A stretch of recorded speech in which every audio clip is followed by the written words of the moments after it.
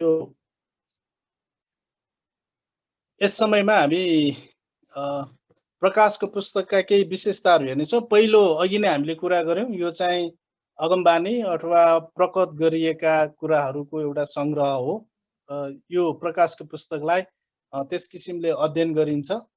र त्यसपछि दोस्रो चाहिँ संसारको अन्त्यका विषयमा प्रकट गरिएको पुस्तकको रूपमा यस पुस्तकको सन्देश आलङ्कारिक चिन्हहरूमा सञ्चार गरिएको छ।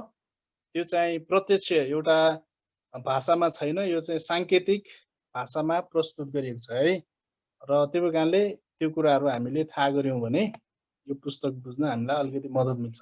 र यो तेस्रो चाहिँ प्रकाशको पुस्तकमा चाहिँ अत्याधिक मात्रामा सङ्ख्याहरूको प्रयोग गरिएको छ। त्यो सङ्ख्याहरू चाहिँ 2, 3, 3.5, 4, 5, 6, 7, 10, 12, 24 हैन 42 लगायत अरू थुप्रै सङ्ख्याहरू। र यो पुस्तकले सङ्ख्या 7 लाई विशेष रूपमा प्रयोग गरेको हामी पाउँछौँ। र यो पुस्तकले सङ्ख्या 7 लाई चाहिँ एउटा कीको रूपमा प्रयोग गरेको पाउँछौँ। र यहाँ चाहिँ तपाईले विशेष गरेर यो पुस्तकमा प्रयोग गरेका सङ्ख्याहरू मध्ये 7, त्यसपछि 4, 7, 12, 10 र 3.5 अथवा 3.5 दिन 3.5 वर्षको जुन कुरा छ त्यो सङ्ख्याहरूको विषयमा चाहिँ अलिकति बताउँछु म है। अनि जस्तै उदाहरणको लागि तपाईँ र हामीले प्रकाशको पुस्तक 7 को 1 मा हेर्यौँ भने जसरी कम्पास तपाईँ हामीलाई थाहा छ दिशा सूचक, त्यो कम्पासले चाहिँ 4वटा पोइन्टहरू त्यसले देखाउँछ, 4वटा कुना।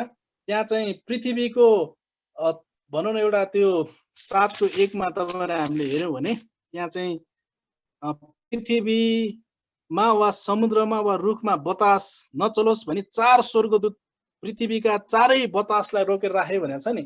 यो 4 बतास भन्ने जुन कुरा छ यसले चाहिँ विशेष गरेर यो 4 जुन सङ्ख्या छ यसले चाहिँ सृष्टि गरिएको ब्रह्माण्डलाई सङ्केत गर्छ के। यो जुन 4 बतासहरू भन्ने जुन छ त्यसले चाहिँ। अनि त्यसपछि त्यहाँ तपाईँ र हामीले 4 अध्यायको 6 देखि 9 पदमा पढ्यौँ भने 4 जीवित प्राणीहरू पनि भनिएको छ। त्यो 4 जीवित प्राणीहरूले चाहिँ विशेष गरेर समग्र मानव जातिको प्रतिनिधित्व गर्छ, अथवा त्यो 4 जीवित प्राणीहरूले चाहिँ समग्र मानिसहरूलाई बुझाउँछ। समग्र एनिमेटेड क्रिएसन भन्छ। एनिमेटेड क्रिएसन भनेको चाहिँ प्राण भएका हैन हलचल गर्न सक्ने प्राणीहरूको समग्र सृष्टिलाई चाहिँ त्यो 4 जीवित प्राणीहरूले बुझाउँछ। त्यो कारण तपाईले जो बाइबल पढ्नुहुन्छ 4 जीवित प्राणीहरू भने चाहिँ को हो, त्यो चाहिँ सिंह पुच्छर भएको भनेर नसोच्नुहोस् के। त्यो चाहिँ हामी मानिसहरू हो। हामी मानिस समग्र मानिसको त्यसले प्रतिनिधित्व गर्छ। त्यसपछि 7 जुन शब्द छ यो 7 शब्दले चाहिँ विशेष गरेर यहुदीहरूको निम्ति चाहिँ पूर्णता अथवा सिद्धताको सङ्केत गर्छ। पूर्णता र सिद्धता।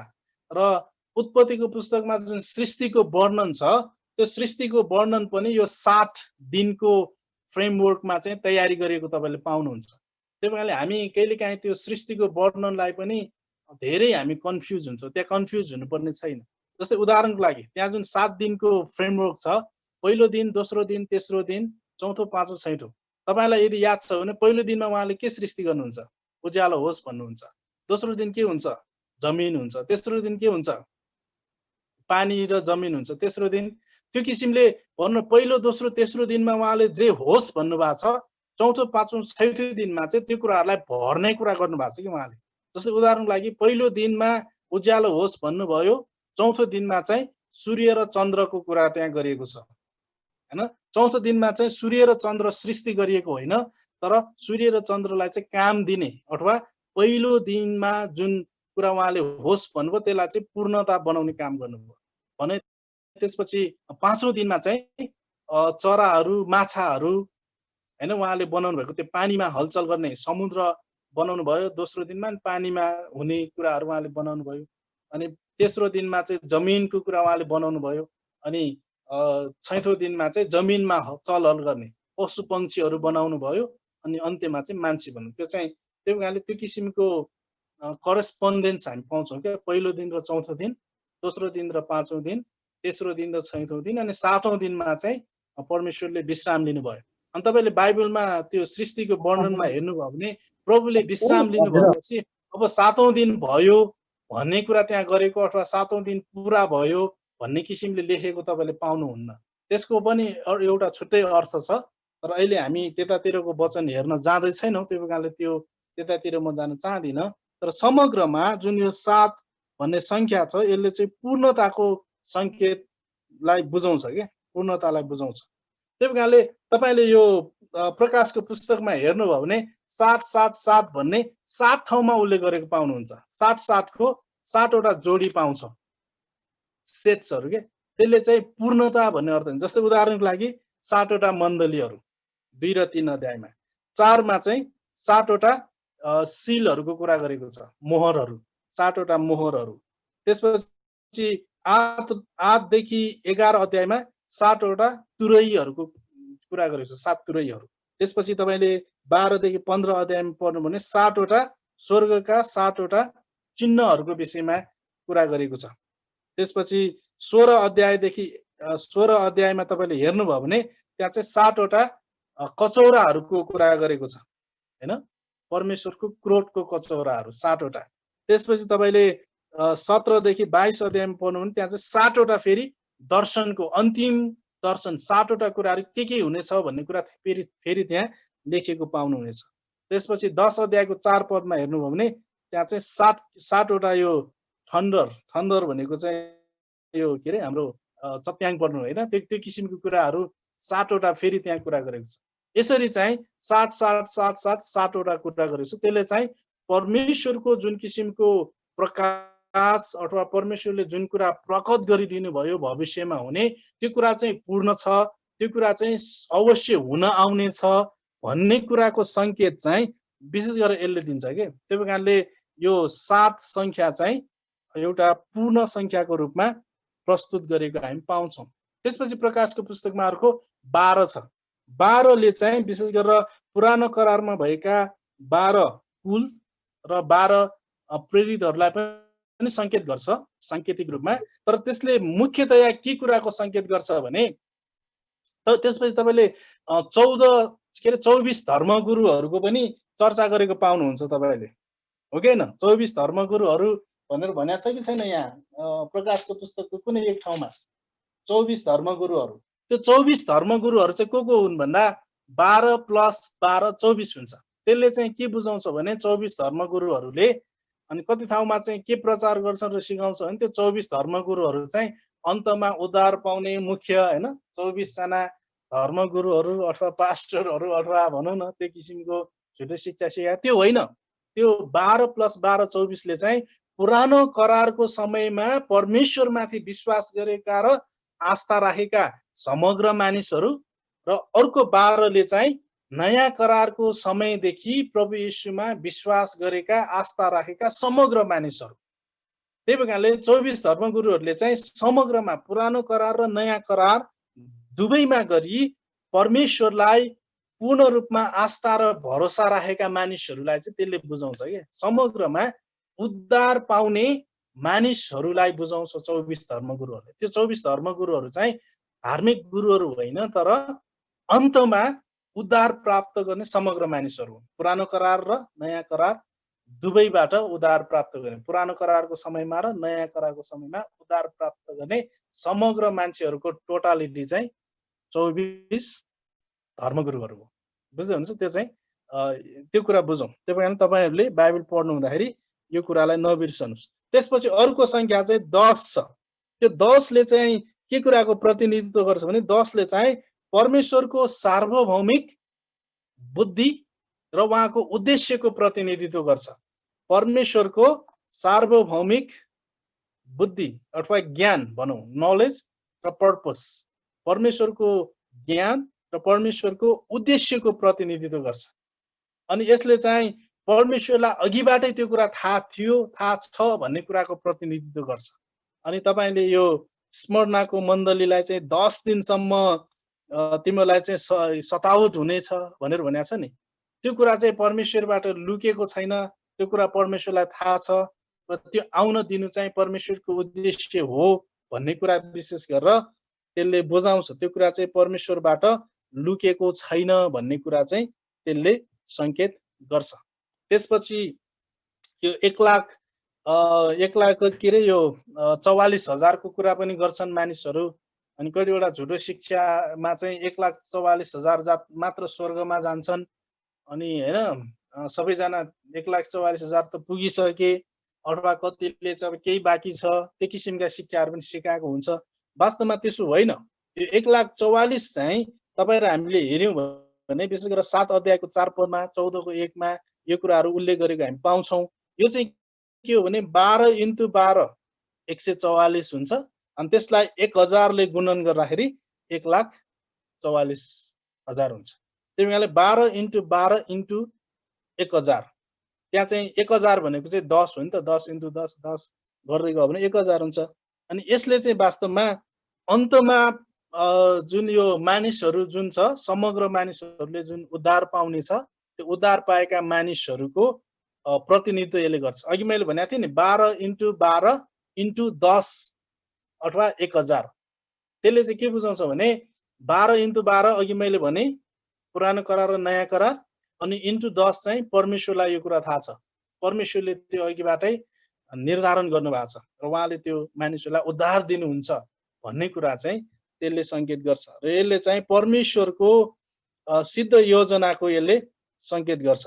र त्यसपछि 10,000 वर्षको के भन्छ यो राज्यको कुरा पनि छ कि हामी स्वर्गमा गइसकेपछि अथवा जसरी हामी प्रभुसँग शासन गर्नको निम्ति आउँछौँ, त्यो बेलामा हुने शासन चाहिँ 10,000 वर्षकै शासन हो त हैन। त्यो चाहिँ एउटा सांकेतिक रूपमा त्यो चाहिँ परमेश्वरको योजना र परमेश्वरको ज्ञानमा भएको, परमेश्वरलाई सार्वभौमिक रूपमा थाहा भएको कुरा र त्यो चाहिँ भविष्यमा हुन आउने कुरा भन्ने कुरा पनि संकेत त्यसले गर्छ।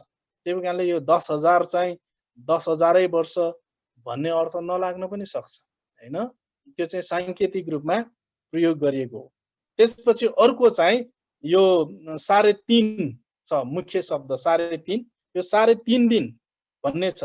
यो के अरे यो अंग्रेजीमा चाहिँ time, a time, times and half a time भन्छ क्या। त्यो भनेको चाहिँ 3.5 वर्ष अथवा 3.5 दिन।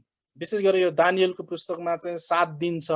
अनि 7 दिन, त्यसपछि यो विशेष गरेर 70 हप्ता, 70 हप्ताको चाहिँ 69 हप्ता चाहिँ पुरा भएको, अनि 1 हप्ता पुरा हुन बाँकी। त्यो 1 हप्ता भनेको चाहिँ 7 दिन, अनि 7 दिनको चाहिँ 1 दिन बराबर 1 वर्ष। त्यसरी चाहिँ 7 वर्षको महासङ्कस्त हुनेछ। र त्यस महासङ्कस्तलाई पनि 2 भागमा चाहिँ विभाजन गरेको पाउँछौँ। 3.5 दिन 3.5 दिन गरेर 7 दिन हुन्छ। अर्थात् 3.5 दिन भनेको चाहिँ 3.5 वर्ष, 3.5 वर्ष भन्ने अर्थ त्यसले बुझाउँछ। त्यही कारणले यो संख्याको कुराहरू पनि अत्याधिक मात्रामा प्रयोग भएको छ। त्यही कारणले यो संख्यामा कहिलेकाहीँ हामी अल्झिन्छौँ, त्यो किसिमले नअल्झौँ हैन। यो विषयमा हामी अध्ययन गरौँ। त्यही कारणले यो प्राय जसो मान्छेले 666 को विषयमा सोध्छ नि।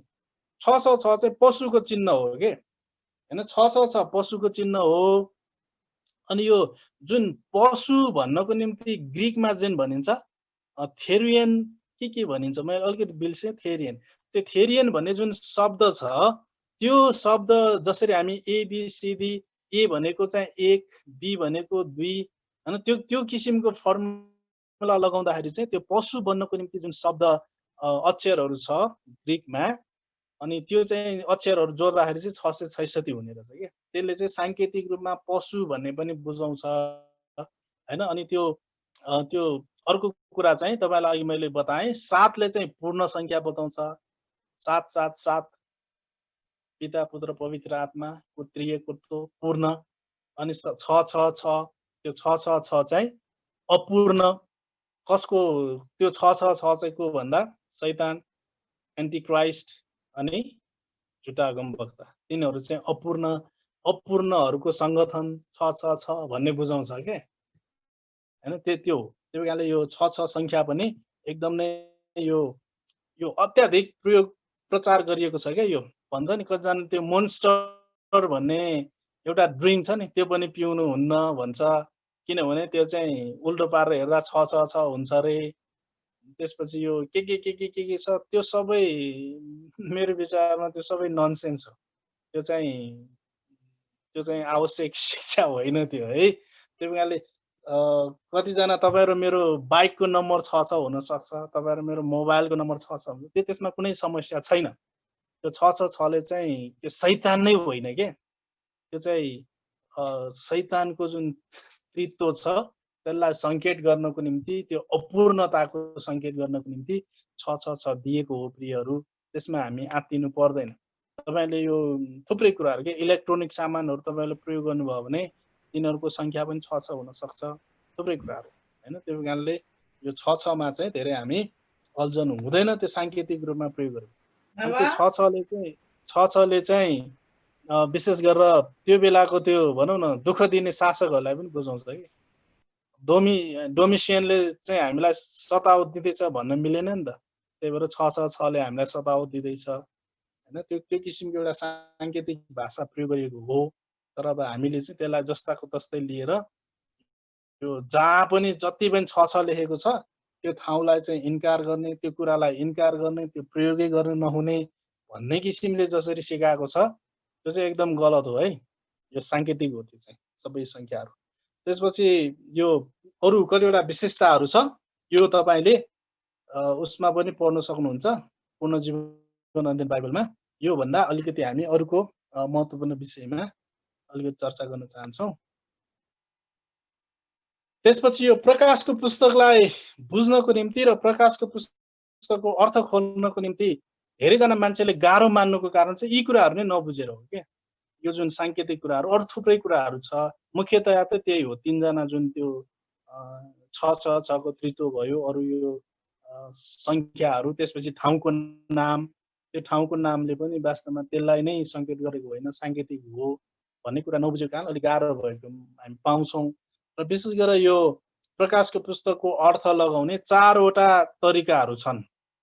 हर्मेन्युटिक्स 4वटा एप्रोचहरू छन्, हर्मेन्युटिकल एप्रोचहरू। त्यो चाहिँ पहिलो चाहिँ अब यो प्रिटेरिस्ट भन्छौँ। प्रिटेरिस्ट भनेको चाहिँ अतीतकालवादी, अतीतकालीन। अतीत भनेको के हो? विगतको होइन, बितिसकेको। त्यही कारणले प्रकाशको पुस्तकमा लेखेको सबै कुराहरू पुरा भइसक्यो भन्ने पनि एउटा समूह छ होइन। अब यो प्रकाशको पुस्तकमा लेखेको कुनै पनि 1 अध्यायदेखि 22 अध्यायसम्मै वास्तवमा पुरा भइसकेको छ, कुनै पनि पुरा हुनुपर्ने कुराहरू छैन भन्ने किसिमको दृष्टिकोण चाहिँ यो यिनीहरूले राख्छ। त्यसपछि दोस्रो चाहिँ यो हिस्टोरिसिस्ट छ, तेस्रो आइडियलिस्ट, इतिहासवादी, आदर्शवादी र फ्युचरिस्ट भनेको भविष्यवादी। यिनीहरूको विषयमा अलिकति यो चर्चा पनि छ र यसको अलिकति कुरा गर्नेछौँ। प्रिटेरिस्टहरू अतीतकालवादी दृष्टिकोणले प्रकाशको पुस्तक र त्यसका भविष्यवाणीहरू 19 देखि 22 अध्याय बाहेक रोमी साम्राज्यको वास्तविक ऐतिहासिक पृष्ठभूमिमा पुरा भइसकेको छ भन्ने कुरा विश्वास गर्छ। अनि 19 देखि 22 चाहिँ पुरा हुनु बाँकी छ। 19 देखि 22 के छ?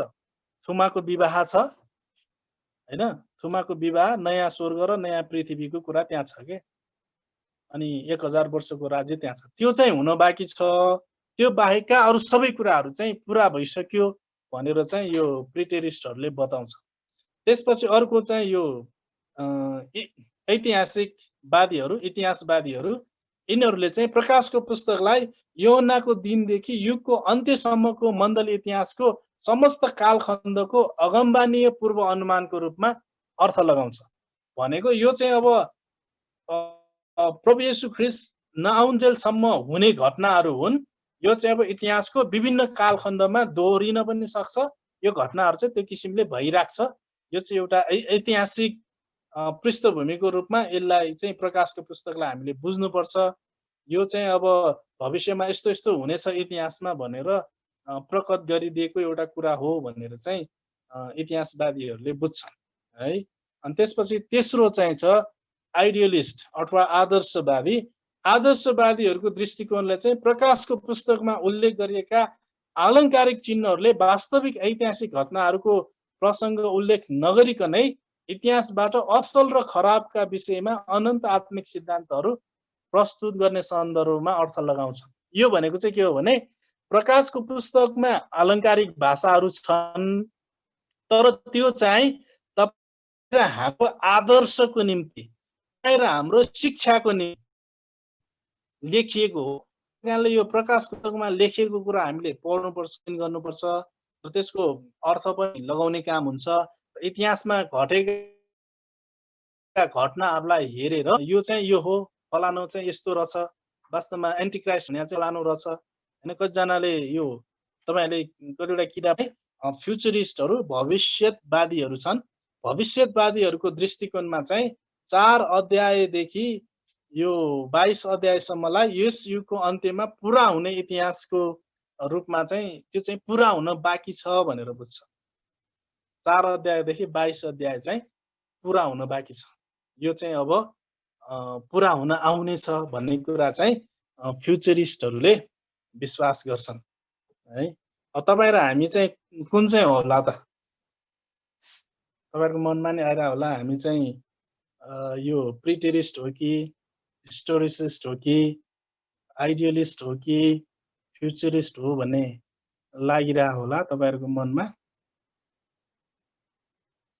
हामी चाहिँ फ्युचरिस्ट हौं के है। थियोलोजिकली तपाईं र हामी चाहिँ फ्युचरिस्ट हौं र हाम्रो बुझाइ अनुसार चाहिँ 4 अध्यायदेखि 22 अध्याय चाहिँ पुरा हुन बाँकी छ। ख्रीष्टको आगमन हुन बाँकी छ, ख्रीष्ट आउन बाँकी छ र अरु थुप्रै कुराहरु हुन बाँकी छ। जुन यो 7 वटा यो मोहर 7 मोहर तोड्ने, त्यसपछि यो 7 वटा कचौरा तुरही, त्यसपछि त्यो घोडाहरुमा जुन त्यो न्याय गर्नको निम्ति आउने व्यक्तिहरु छ नि, तिनीहरु चाहिँ आउन बाँकी छ। त्यो चाहिँ 7 वर्षको जुन त्यो महासंकस्तको समय छ, त्यो महासंकस्तको समयमा हुन्छ भनेर हामी विश्वास गर्छौं। बुझ्दै हुनुहुन्छ? हुन्छ भन्ने विश्वास गर्छौं।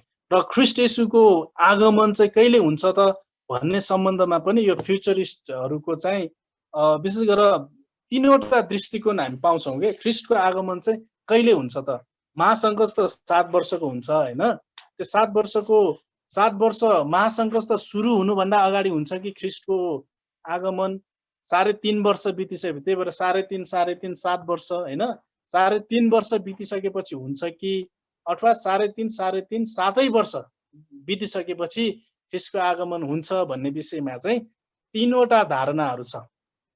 र यो विषयमा यो मेरो पुस्तकमा अलिकति मैले लेखेको छु, त्यसबाट म पढ्न चाहन्छु।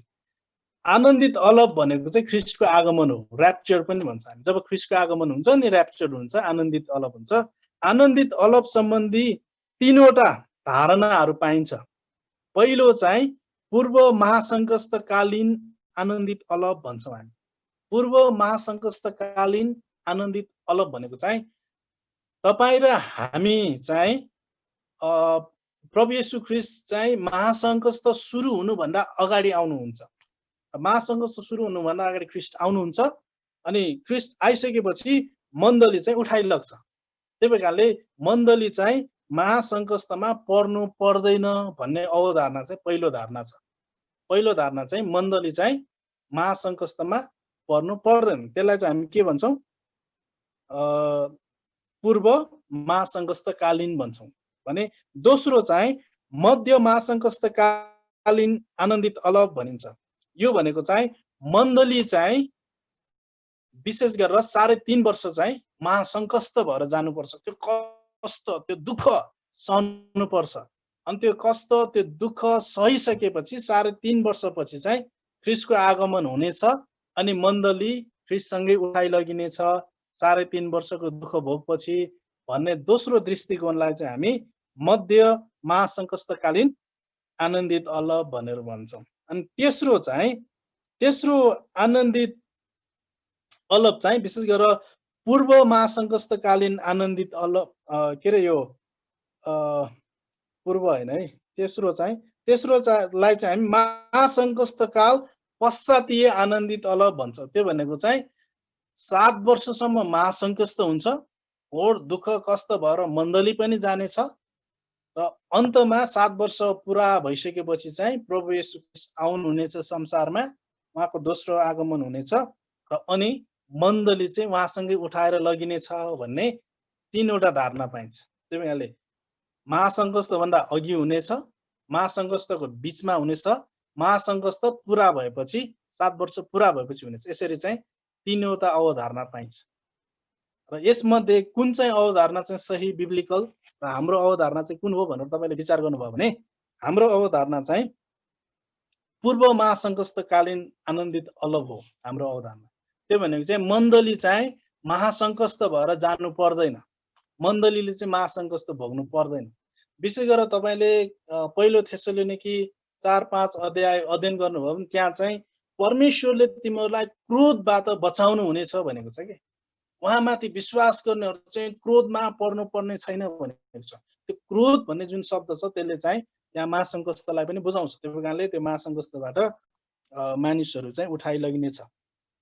पूर्व महासङ्घस्थकालीन आनन्दित अलग नै सही बाइबलीय शिक्षा हो भनी विश्वास गर्न सकिने आधारहरू छन्। ती आधारहरू चाहिँ मण्डली युगका विश्वासीहरू प्रभुको दिनको क्रोधबाट बचाइने छ भनी प्रतिज्ञा दिइएको छ। पहिलो थेसलोनिकी 1 अध्यायको 9 देखि 10, 5 अध्यायको 1 देखि 9, रोमीको पुस्तक 5 को 9, प्रकाश 3 को 10 मा चाहिँ मण्डली चाहिँ प्रभुको क्रोधबाट बचाइने छ। प्रभुको क्रोध भनेको चाहिँ महासङ्घस्थबाट हामी चाहिँ बचाइने छ। त्यही कारणले हाम्रो दृष्टिकोण चाहिँ पहिलो दृष्टिकोण महासङ्घस्थलाई परमेश्वरको क्रोधको दिन भन्ने संज्ञा दिइएको छ। उहाँ अहिले अनुग्रहको सिंहासनमा विराजमान हुनुहुन्छ, त्यसैले उहाँले आफ्नो क्रोधलाई थामिराख्नु भएको छ। तर त्यो दिन आउँदैछ जुन दिन उहाँ न्यायको सिंहासनमा बस्नुहुनेछ, तब उहाँको क्रोधको दिन सारा संसारमा आइपर्नेछ। प्रकाशको पुस्तक 6 अध्यायको 16 र 17 पदमा यो कुरा उल्लेख गरेको छ। यो क्रोधको समयावधि 7 वर्षको हुनेछ। 7 वर्षको हुनेछ। आनन्दित अलग भन्दा ठीक अगाडि ख्रीष्ट येशू स्वर्गबाट आफ्नी मण्डलीको निम्ति बादलमा ओर्लँदै गर्नुहुँदा ख्रीष्टमा मरेकाहरूको पुनरुत्थान हुनेछ। पहिलो थेसलोनिकी 4 को 14 देखि 16। यो प्रकाश 20 को 4 मा वर्णन गरिए जस्तै उही किसिमको पुनरुत्थान होइन, किनकि प्रकाशको पुस्तकमा उल्लेख गरिएको पुनरुत्थान दुष्टहरूको न्याय गर्न र शैतानलाई बाँध्नका लागि पृथ्वीमा ख्रीष्टको आगमन भएपछि हुने घटना हो। है, विशेष गरेर यसले चाहिँ के बताउँछ भने हामी मानिसहरूको पुनरुत्थान पनि 2 चरणमा हुनेछ। 2 चरणमा हैन, जब प्रभुको आगमन हुन्छ नि त्यो बेलामा पुनरुत्थान हुनेछ। त्यो बेलामा चाहिँ प्रभुलाई विश्वास गरेका मानिसहरूको पुनरुत्थान हुनेछ। तर प्रभुलाई विश्वास नगरेकाहरू चाहिँ चिहानमै हुनेछ। तिनीहरूको पुनरुत्थान चाहिँ कहिले हुनेछ भने प्रकाशको पुस्तक 20 को 4 मा जुन न्यायको कुरा गरेको छ नि, हो त्यो न्यायमा तिनीहरू खडा हुनको निम्ति, न्यायमा त तिनीहरू खडा हुनु पर्यो नि हैन, हो त्यो न्यायमा तिनीहरू खडा हुनको निम्ति चाहिँ तिनीहरूको के अरे पुनरुत्थान हुन्छ। त्यही कारणले पहिला चाहिँ प्रभुमा विश्वास गरेका विश्वासीहरू, पुरानो करारमा परमेश्वरमा विश्वास गरेका सन्तहरूको पुनरुत्थान हुनेछ। र दोस्रो पुनरुत्थान चाहिँ विशेष गरेर के भन्छ यो न्यायको निम्ति प्रभुलाई विश्वास नगर्ने पुरानो करार र नयाँ करारका समग्र मानिसहरूको पुनरुत्थान हुनेछ। तपाईलाई जानकारी होस्, ख्रीष्टको आगमन पनि 2 पटक हुन्छ। दोस्रो आगमन चाहिँ एउटा हो तर 2 चरणमा हुन्छ। एक पटक चाहिँ उहाँ हामीलाई लिन आउनु हुनेछ हैन, हामी उहाँसँग जाने छौं। त्यसपछि फेरि हामी शासन गर्नको लागि उहाँसँग आउने छौं के।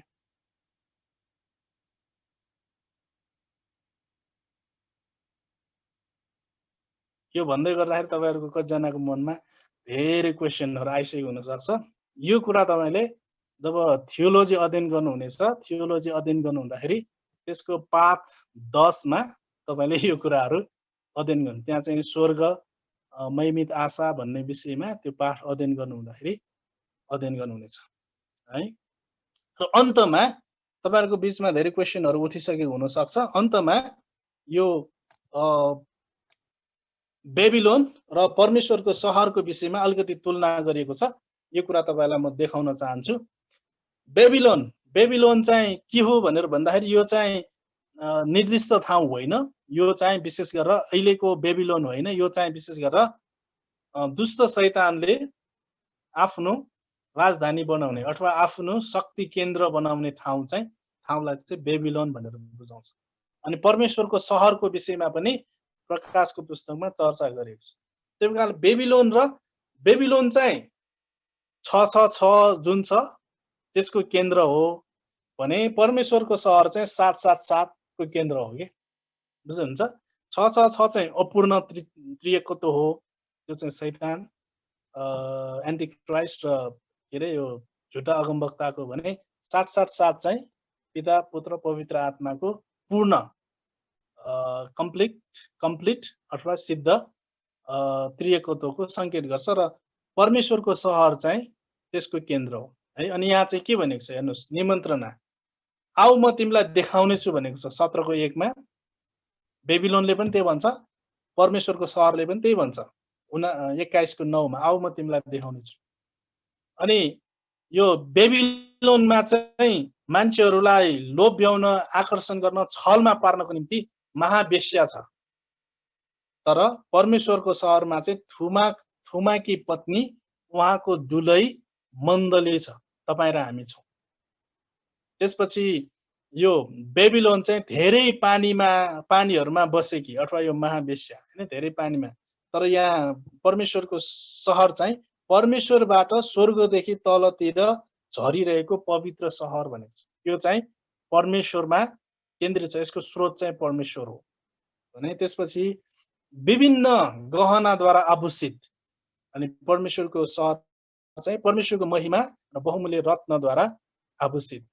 त्यसपछि बेबिलोनको चाहिँ निधारमा नाउँ लेखिएको हैन, त्यसपछि यता चाहिँ परमेश्वरको नाउँ लेखिएको, उता चाहिँ तिनीहरूको नाम लेखेको, यता चाहिँ परमेश्वरको नाम लेखेको। त्यसपछि यो चाहिँ बेबिलोनलाई चाहिँ घिनलाग्दा कुराहरूकी आमा भनिएको छ 17 को 5 मा भने। यता चाहिँ कुनै पनि घृणित कुरा नभएको, कुनै पनि नचाहिँदो कुराहरू नभएको परमेश्वरको सहर चाहिँ। त्यसपछि 17 को 8 मा बेबिलोन जीवनको पुस्तकमा नाउँ नलेखिएकाहरूको प्रतिनिधित्व गर्छ भने। यता चाहिँ परमेश्वरको सहरले जीवनको पुस्तकमा नाउँ लेखिएकाहरूको प्रतिनिधित्व गर्छ। त्यसपछि अर्को चाहिँ पृथ्वीका राजाहरूले त्यस वेश्याको विनाश गर्नेछ हैन, त्यसले बहकाउनेछ, अन्तमा त्यसैलाई विनाश गर्नेछ। तर यतापट्टि परमेश्वरको सहरमा पृथ्वीका राजाहरूले आफ्नो बफ ल्याउनेछ, परमेश्वरलाई दिनेछ, परमेश्वरलाई आराधना गर्नेछ। त्यसपछि बेबिलोन भूतहरूको वासस्थान हो 18 को 2 अनुसार। त्यो शैतानको शक्ति केन्द्र चाहिँ भूत प्रेतहरूको, दुष्टका हैन सेनाहरूको वासस्थान हो भने। यता परमेश्वरको सहर नयाँ यरुसलेम परमेश्वरको वासस्थान हो, त्यहाँ चाहिँ परमेश्वर स्वयं हुनुहुनेछ। त्यसपछि बेबिलोन विनाशतिर अघि बढिरहेकाहरूको त्यसले प्रतिनिधित्व गर्छ भने। यता परमेश्वरको सहर अनन्त महिमाको निम्ति नियुक्त गरिएका मानिसहरूको प्रतिनिधित्व गर्छ। अनि अन्तमा चाहिँ बेबिलोन पनि परमेश्वरको चरणमा झुक्नेछ, परमेश्वरको अगाडि झुक्नेछ, परमेश्वरको आराधना गर्नेछ, त्यसको चाहिँ पराजय हुनेछ भने परमेश्वरको सहरमा भएकाहरूले त स्वतः परमेश्वरको आराधना गर्नेछ। त्यही कारणले समग्रमा अघि मैले तपाईँलाई भनेको थिएँ नि, दुईवटा राज्यहरू अथवा दुई पक्षको चाहिँ युद्ध भएको कुरा चाहिँ यो प्रकाशको पुस्तकले बोल्छ। अन्तमा चाहिँ विजय कसको हुन्छ? परमेश्वरको हुन्छ। अनि बेबिलोनले पनि परमेश्वरलाई आराधना गर्नेछ, किनभने शैतान बाँधिनेछ अन्तमा, त्यसका सबै कुराहरू पनि बाँधिनेछ त्यसैसँग, अनि परमेश्वरको त्यहाँ महिमा गर्नेछ। त्यसपछि हैन परमेश्वरको सहरले पनि परमेश्वरको महिमा गर्नेछ। र अरू पनि कतिवटा यस्ता